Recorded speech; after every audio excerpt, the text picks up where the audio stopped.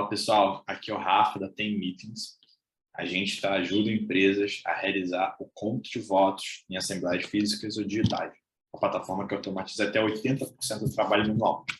E uma dúvida que eu recebo muito dos meus clientes é como fazer o cômputo de votos em assembleias, principalmente das eleições de Conselho Fiscal e Conselho de Administração. Então eu preparei aqui um vídeo prático de como você, na prática, operacionaliza esse processo e qual é a teoria por trás. Porque quando eu olhei um pouco na internet o que tinha de conteúdo, era sempre algo muito teórico. A legislação ou um webinar falando da teoria sobre esse tipo de eleição. Eu quis trazer aqui uma versão mais prática para o processo. Então vamos lá, pessoal.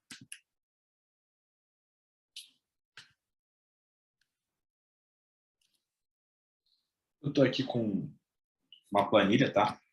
E aqui nessa planilha, eu montei uma base acionária de uma empresa fictícia. Essa é uma empresa aqui do nível 2, tá? Ela tem ações ON e ações PN. E aqui são os acionistas, tá? Ela tem controlador definido. E aqui são os acionistas. Ela tem em torno de 100 acionistas, 101 acionistas, contando o controlador. E aqui tem um percentual de ON e PN como está distribuído, tá? O capital social dela são 4.000 ações ON e 6.000 ações PN, totalizando 10.000 ações no total. Então, beleza. Essas são as informações básicas da Assembleia. Nessa Assembleia que a gente está falando,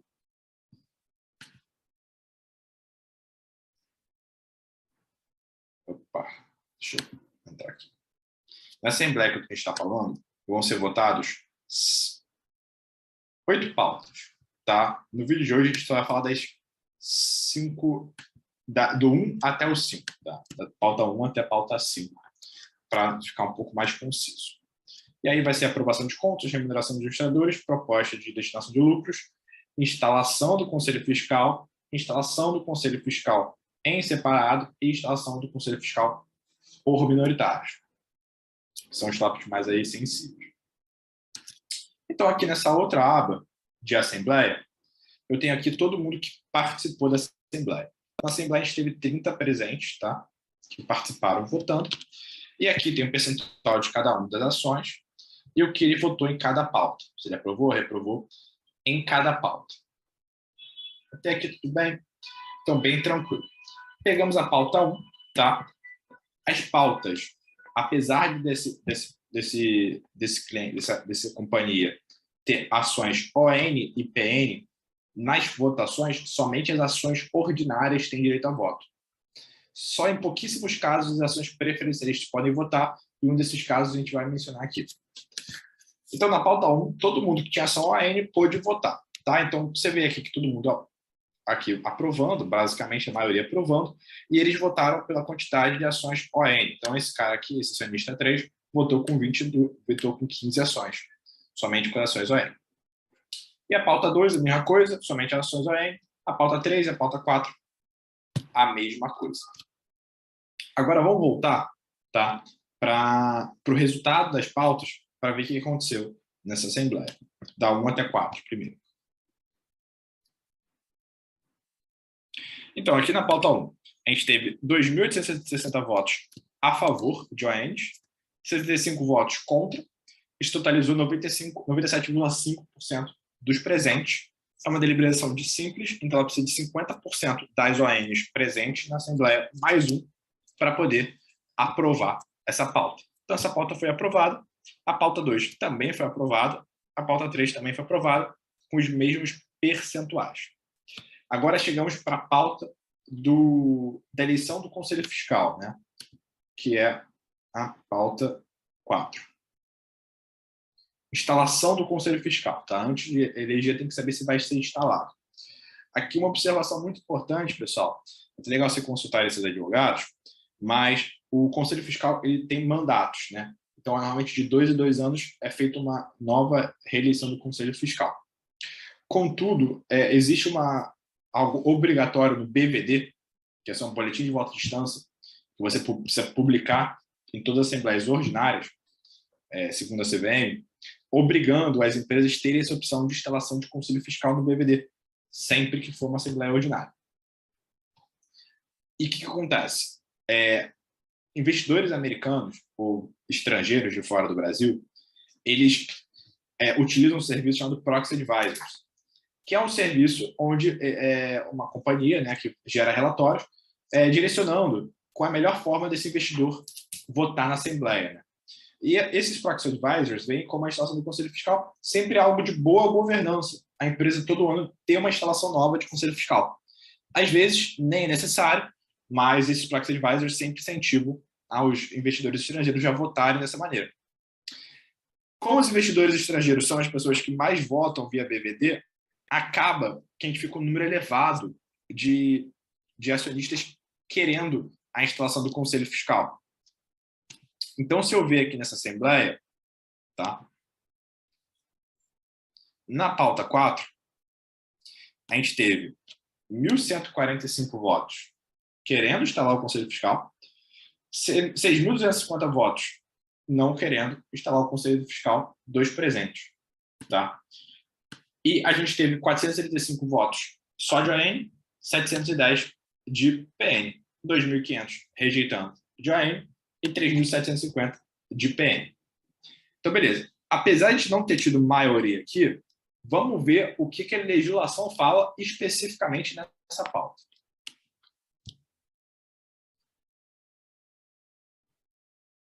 Então, aqui eu tenho meu resuminho. Tá? A instalação do Conselho Fiscal, ela varia, o percentual necessário para instalar o Conselho Fiscal varia através de 2 atributos. O primeiro é o capital social e o segundo, os 3 atributos. Né? O segundo é o percentual de ações ON, que pediu isso, e o percentual de ações PN, que pediu a instalação do Conselho Fiscal. Tá? Então, se a empresa tiver menos de 50 milhões de capital social, que é o caso da empresa que a gente está estudando aqui, com 8% das ações ON, eu já poderia pedir a instalação do Conselho Fiscal. Tá? Se tivesse 8% dos ONs votando do capital social, não dos presentes, eu já poderia instalar o Conselho Fiscal. Vamos ver o caso da Assembleia?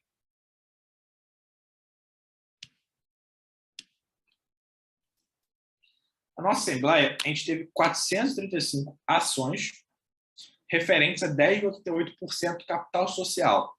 Então, pessoal, aqui muito importante, não é sobre os presentes, sim sobre o capital social.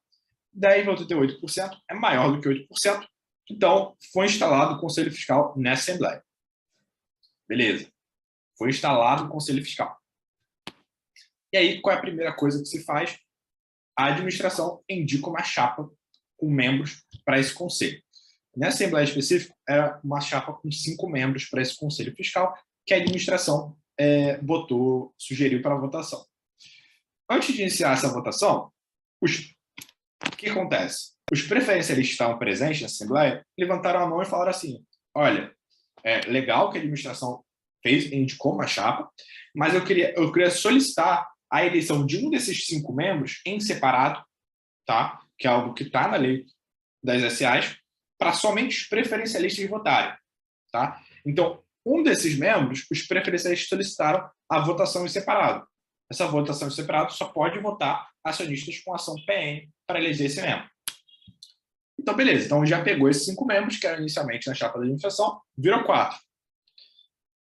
Antes de votar, os minoritários, os acionistas com ações ordinárias minoritárias, levantaram a mão e falaram assim, poxa, eu também quero eleger um membro separado. Então, de acordo com a lei das SAs, se os minoritários presentes com ações ONs tiverem pelo menos 10% do capital social, eles podem solicitar a eleição em separado, tá? Do Conselho Fiscal. Então, beleza. Então, eram 5 candidatos indicados pela administração. Um vai ser votado em separado pelos PNs e o outro vai ser votado em separado pelos minoritários ONs.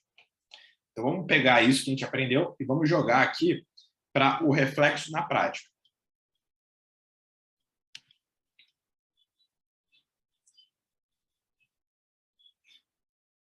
Então, vamos lá. A pauta número 5 é a eleição do Conselho Fiscal pela indicação da administração.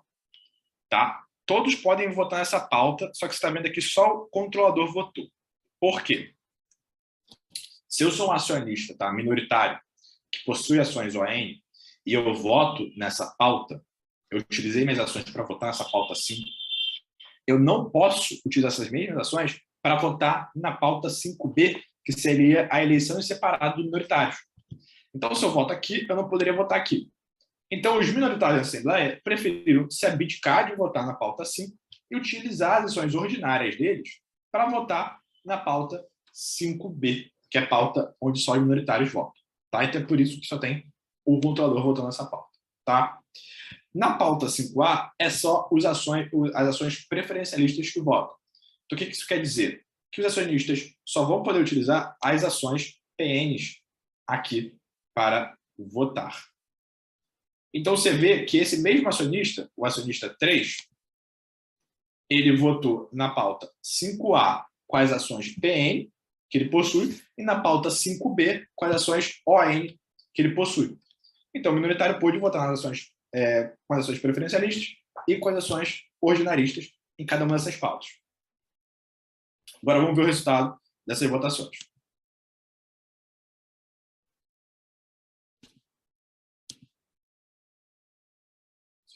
Então, aqui vamos ver. A pauta 5A, a gente teve 2.500 votos, que basicamente são as ONs do controlador, aprovando. Tivemos 100% de aprovação sobre o percentual de participantes da Assembleia. Agora, na pauta 5A, que foi na eleição em separado das ações PN, só que a gente, a ação PN, votou 638 votos a favor e 22 reprovando. Foi aprovado também. E nas ações na pauta 5B, teve 330 votos aprovando e 105 reprovando. Beleza, Rafael, até que tudo bem. Agora tem uma pergunta. Se o controlador, tá, tem ações ON e PN, e ele só votou nessa pauta com as ações ON, por que ele não vota nas ações, na eleição dos preferencialistas? Tá? Então, isso aqui é um instrumento legal que acontece. Então, a CVM publicou, alguns anos atrás, um parecer de orientação, CVM número 19, entendendo que não é indicado, tá, o controlador votar na eleição separada dos preferencialistas. Isso não é bem visto em relação à CVM, com controladores que fazem isso. E na pauta 5B, que seria a pauta dos minoritários, os controladores não podem votar, por dois motivos. O primeiro, que nesse caso ele já usou suas ações na primeira pauta, onde ele elegeu o conselho que ele indicou, e também porque é uma pauta que só os minoritários podem votar. Então, assim, o vídeo de hoje é mais ou menos isso. Espero que tenha sido simples de entender. É muita coisa, tem que passar tudo aqui de maneira rápida e simples. E eu fico à disposição. Para quem quiser, nos comentários eu vou deixar essa planilha, que está tudo bem documentado, tem um resuminho aqui de cada coisa que eu falei. Beleza? Um abraço. E no próximo vídeo eu vou falar de voto múltiplo e eleição em separado para conselho de administração, que é ainda mais complicado.